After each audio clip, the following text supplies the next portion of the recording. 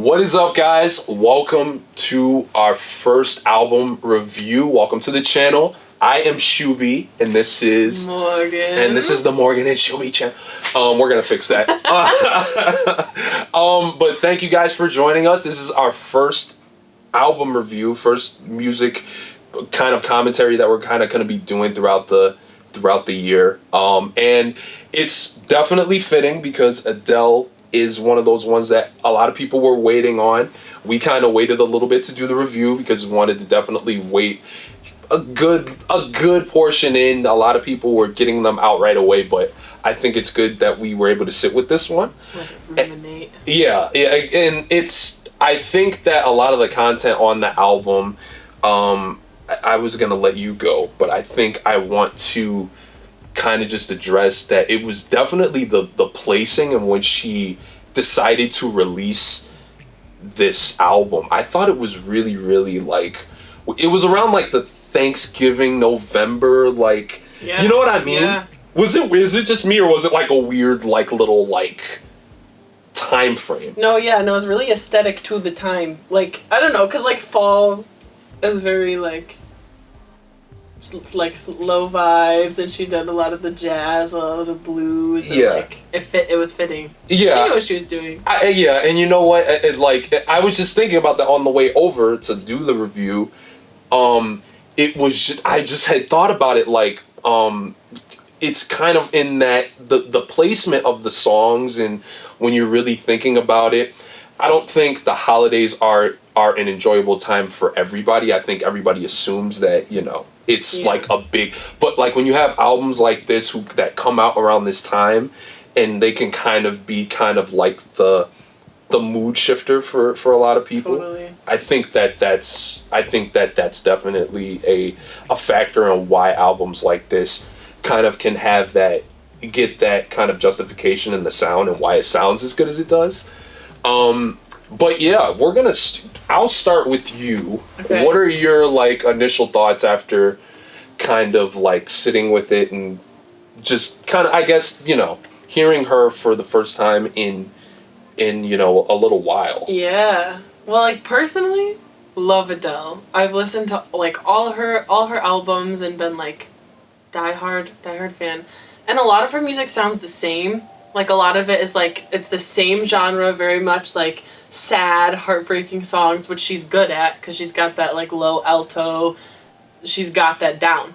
But like this one, she switched it up, and the first song that I was listening to, because I listened to the whole thing again in the car today, and like the first song, I almost got like Ben Platt vibes, you know, like, because there's a lot of people have such specific music, and she was like switching it up like every song, because there was one song that I got like Sam Smith vibes, and then she's doing her own thing with like the gospel and like the blues, and she's really like leaning into all of those different genres, and then like making it her own in her own genre. Like, she did a good job of like making it hers while also incorporating a bunch of different genres. It's like her voice just like fits all of those things. Like, she knows her voice so well that like she did it. Yeah, I think I definitely agree with you. I feel like there was a lot of different pockets on the album for her to kind of just like experiment with going in different directions. Yes, it was experimental. Yeah, I feel absolutely. Yeah. I think that I'm gonna lead with what I loved about it. I loved that we kind of talked about this off camera. I loved that Adele is very good at making you draw your own personal kind of journal, your diary to her lyrics. Yeah.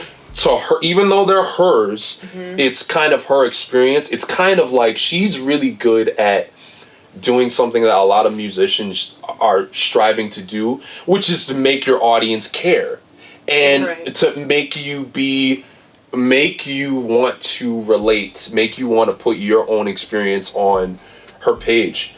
And I really, really dug that about this project. I think that for me personally, I'm 27 years old, and this is obviously Adele in her at the start of her 30s, getting ready to, making that transition into the 30 mark. And I just being 27 and hearing a lot of the different things that she was alluding to thematically with the lyrics, I definitely had feelings where it was like, this is hitting me on a personal note. I'm trying to think of specific examples.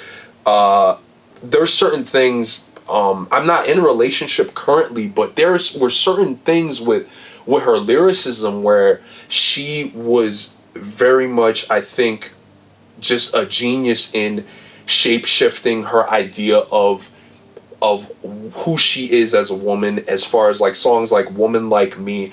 She can take on an attitude where it's like, this is me and I'm not gonna fall for anything under this. Right. And then there's other songs where it's like she's very vulnerable on take it the song like I think it was the second track where she's dealing with her child. My Little Love. My Little Love. Yeah. The vulnerability on My Little Love Totally. was completely, it's a heart opener. And I love how she has different areas on the album where it feels like that. Yeah. And I think like something that makes a good artist from a great artist, like that differs it, is the ability to switch genres or like go through life, grow in life, and then still be able to like be true to yourself and encapsulate like what you're going through, how you're growing in your music. Because like I'm sure as a songwriter, like when you are writing, there are certain things that you get comfortable in taking inspiration from. And like we were talking about this too a little bit off camera, is that like sometimes it's easy to like take inspiration from like when something bad happens to you, or like you're sad and so you're like, okay, I'm in the mood to like write a song about this. But the fact that she can, because like she has been writing songs that are sad in the past, and like a lot of these songs in this new album like don't exactly ring with me as like sad, but you can see like personal growth, and she like shares that with us. And I think that's what makes her stand out, is that she can be true to herself and still write great music along with that like goes with her, like her music grows with her, which I think is important. Because then some artists do the same thing where they grow, but then their music is still like stuck in like the past and like how they have written songs before, and they like can't make that transition. So I think that's something that she did with this album beautifully. Yeah, I agree 100%. Like the whole Instagram posting where she kind of did just that. She was like, it was really more like writing about how she was ready to make this transition into the 30 period. And just her whole marketing idea with the way she's been doing each album kind of like this is definitely genius, because you have no choice but to see just that. Like the growth and the, you could see it in the content, the lyrical content, and just the music overall. I love how personable she gets, like I said, but at the same time opening her kind of heart in a way where she's letting everybody in to like leave their own experience. I love songs like Cry Your Heart Out, where it doesn't feel like she's just speaking about herself. She's giving you advice. Cry your heart out, it'll clean your face.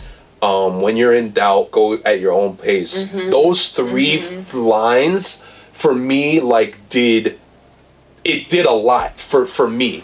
And I just love that she made room for speaking in that that kind of general place for not only her fans but people who obviously have had some time to kind of catch up in between, the time that she's been away, obviously, So just it was a great experience. And I think my only negatives for the album, I would say, and this is just, we know that there's kind of a couple of more songs that she released on. There's a Target version. I didn't hear the Target version. I only heard the basic version. So obviously we're just kind of talking about the basic version where it's just the 12 songs. And I think that my only downfall is there are certain spots on the album, like we were talking off camera. Can I Get It? For me, I love like the first half of the song, but then the chorus doesn't really do it for me on Can I Get It? I feel like, I don't know, I feel like the whistle melody that she tried to incorporate in there, leaving that space, I think it was still smart of her to do it, but I don't think it lands as well for me. Yeah, it kind of felt like it was a separate song. Yeah. Like the beginning, the verses were good. Yeah. And then the chorus is good, like objectively by itself, it's a jam, but I feel like they're in separate realms. Yeah. I don't know. I don't know if I got to give it more time, but over the few listens that I've had with it, I just wasn't rocking with it. Mm-hmm. But honestly, that is like one of the only ones for me that I probably would consider a skip. I don't know about I don't know about you. I don't know about you, like how you're feeling in that aspect. But do you think that you have any where it's like maybe you can kind of like forego for a little bit? I don't know. I feel like all of them resonated with me in a different way, because like my initial, I just try to like give them all the same thought at the beginning and like let the song decide for me. And I feel like all of them were so different that I was like, I don't know if I have a favorite yet.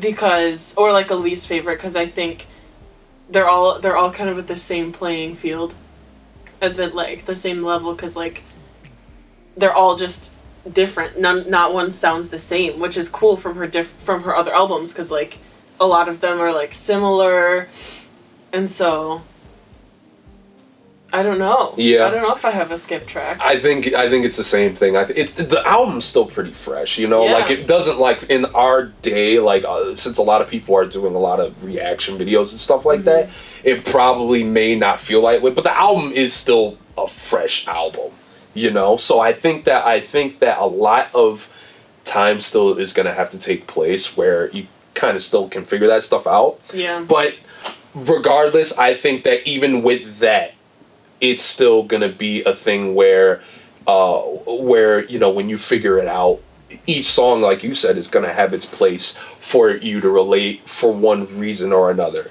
Exactly, you know? And it's cool because like some people will relate to some because of the words or the essence of the song, because of like their own personal life and what's going on with them, and like some people may resonate with something totally different, 100%. Which is like the beauty of music, because like there's no way that you can know that about someone, you know, so like 1000%. 1000%. I love it. I mean, I could definitely see myself playing it on a couple of rainy days. We're gonna do this thing called the swap out. So I have the track list up, and we're gonna pick three of our. Now the exception is you can't pick Easy on Me, because that was the first song we heard. That's what I think. It's the first song we heard. It's a great single, but to make it interesting, to close the video out, we wanna go with our three favorites off of the album. Okay. So my three, I'm going with My Little Love. I'm going with Cry Your Heart Out. And my last one, I'm going with, it's a tie between To Be Loved and Love Is a Game, but I think I'm gonna go with my third is gonna be, my third is gonna be To Be Loved. Okay. Okay. What's your three? Ooh, okay, so my three, definitely All Night Parking. Okay. That one hit. Yeah. I love that. No, that was a good one. You're right. I Love Woman Like Me. Okay. That one's a jam. Okay. That's a woman song. Yeah, absolutely. Super chill, too. Super chill. And then I think Strangers by Nature. Okay. I'm liking the vibes of that. It's great so intro. different from what she's ever done. It's a great intro track. It surprised me. Yeah, I agree with you. It's a great intro track. Okay. So, for Swap Out, we've got our three. If we had to choose one where we had to get rid of, we can't listen to it for the rest of you live. For the rest of your life, right? So if you had to get rid of one that you couldn't listen to ever again, you have to skip it. Which one are you getting rid of? Okay, we need to do process of elimination. I think it wouldn't be Strangers by Nature. Okay. Because that one I was like... Great intro. It's a good intro. Yeah. It's a good intro. So it's, for you, it's between All Night Parking and Woman Like Me. That's actually really cool that you picked an interlude. I know. Well, listen, I love it. I'm going to say for me, I'm not going to try to influence your decision. For me, Woman Like Me, it's just a little too monotone throughout the whole time. Well, it's just like, I'm liking the risks with the songs that she's taking. And Woman Like Me is good. Yeah. But like All Night Parking is like, okay, Adele. Yeah, like, yeah. The bounce is a little there. Yeah, I definitely can see that. And like Woman Like Me, of course. Yeah. It's you gotta pick. It's a bomb. You gotta pick which one is going. I would probably choose Woman Like Me to go. Okay. Just because I could just see myself listening on repeat to All Night Parking. Right. I commend that decision because, like I said, Woman Like Me, for me, it would go because it's too monotone throughout the whole thing. I was looking for her. It's a one-noter. Yeah, I was looking for her to kind of like shift the energy with that, but when she didn't, I was like, oh, okay. But I could totally understand if she, obviously her deciding against. Yeah. For me, like I said, I've got My Little Love, I've got Cry Your Heart Out, and my third is gonna be To Be Loved. Sheesh. I'm going to choose. Oh man, I'm gonna Wow. It's hard. It's hard. I love the lyricism on Love Is a Game. Or not Love Is a Game. Oh, well, I love it on all. I love the lyricism on To Be Loved. Yeah. She has one line on there that like completely changed my life. She said, I will choose to lose, it's a sacrifice. In that whole setting with what she was talking about with her relationship and not working out. Yeah. It's so killer. And it can apply to a lot of different areas in your life too. Yeah. So it's like I'm not looking at it from just the conception of a relationship. Yeah. That's the writer in me. That's how I approach it. I'm getting rid of Love Is a Game. Love Is a Game. I can't get rid of To Be Loved.